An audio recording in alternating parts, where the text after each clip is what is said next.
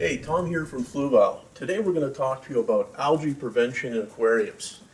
And to get things started, we're going to have a look at this Fluval bow front that we have in this office over here. It's a typical kind of setup with plastic plants, no live plants. So algae prevention is a key thing with this type of tank in particular. When it comes to managing or reducing chances of algae growth, an ounce of prevention is worth a pound of cure. Could not be more true when it comes to dealing with algae. Mind you, not all algae is bad. If you have a little bit of hard green algae growing on a stone or two, it's not an issue. But the key is to manage your tank on a regular basis and incorporate the following points that we're going to go through on this algae prevention checklist with you. Okay guys, first topic, lighting. Photo period. You want to control the number of hours your lights are on for every single day. This is a typical plastic plant type setup. There's no need to go beyond 4 to 6 hours of photo period a day with a tank like this. If you have live plants, it necessitates a 10 to 12 hour period to meet the photosynthetic needs of plants. Fluorescent bulbs. There's another topic you got to pay some attention to. Always make note of when you first start up a fluorescent tube and don't allow them to go more than about a year and a half. After that point, the spectrums start to change. If you have fluorescent bulbs, make sure to change them at most approximately every 1.5 years. Tank location. You want to make sure that you don't expose your tank to excessive light sources. If it's facing a window, gets a lot of bright sunlight, that's an uncontrolled condition that could lead to a lot of algae growth. Make sure you select your tank location in a low light area. And last but not least, timers. The best way to ensure a regular photo period is by simply connecting your lighting to a timer. No accidents, always the same photo period, day in and day out. Okay, next up, maintenance. We're going to start with water changes. Water changes you want to do 20 to 30% every 1 to 2 weeks. If you can do it weekly, it's even better. By doing a water change, you're exporting the accumulated pollutants and nutrients out of your tank and replacing it with tap water or conditioned water. You want to be able to understand what's in your tap water and your aquarium to understand if there could be phosphate or nitrate, which are two major factors in algae growth. Nitrate and phosphate test kit. If your tap water has either one of these elements, in that case you got to precondition it before using it for your aquarium and remove them from it. Weekly glass cleaning. Nothing beats an algae glass magnet to go over the inside glass every single week. And the reason is there usually is a small film of algae starting somewhere. Again, this is all about prevention. Clean your glass weekly and then it'll never build up. Filter media. All Fluval filters incorporate a design that allows you to easily rinse out mechanical filter media. Make sure you do that. Breaking down, organics that are breaking down in the filter don't help your water quality either. And last but not least, you want to make sure that you check filter operation. Have a look at your filter every day or two. Make sure the output looks normal, make sure the strainer isn't plugged up. Water movement and proper filtration are all also beneficial to helping to prevent algae.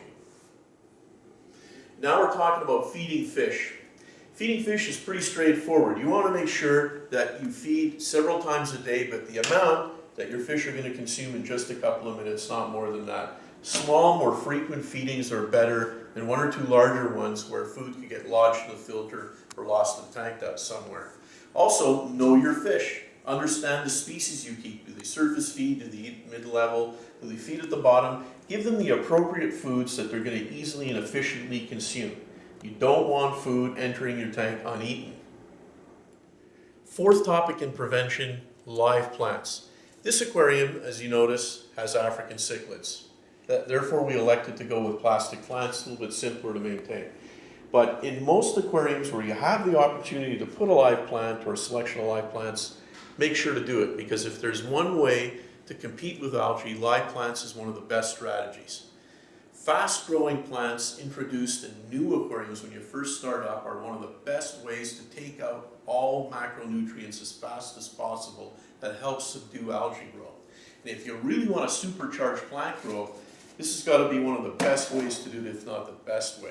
This is a CO2 system. We have an interesting little kit from Fluval. In fact, this is the 88 gram kit. We have a smaller one here, which is a smaller version. Now, looking at the 88 gram kit, it's a pretty simple system. It just hangs on the back. It's got a regulator, and of course, it's got an algae diffuser and a bubble counter. So you can efficiently diffuse algae, or diffuse CO2 into the aquarium. And what's this doing? It's providing an easily assimilated carbon source for your plants. Plants are composed of 50%, 40 to 50% carbon by dry weight. So carbon, best macronutrient for your plants, supercharge the growth, outcompete algae. Last but not least, controlled nutrients you put into your tank to feed your live plants. You could start off with a half dose of any typical type of supplement. Fluval makes a real good one. Start at a half dose. If you get good plant growth, great. If not, slowly increase it, but go easy on plant nutrients. Last up, fish that control algae. Now, the reason I say control algae is because they're not a means to eliminating it completely. Algae has to be controlled on a number of fronts. It's managing your tank. Make sure you incorporate all those points that we went through on our checklist. Some of the species that are really good at constantly going after algae in your tank are, for example, the family known as suckermouth catfish. Ancestris would be a great example. These little guys are grinding away at rocks, wood, the glass, substrate, always eating and consuming algae wherever they find it. There are a number of different species, so choose the one that is right for your aquarium.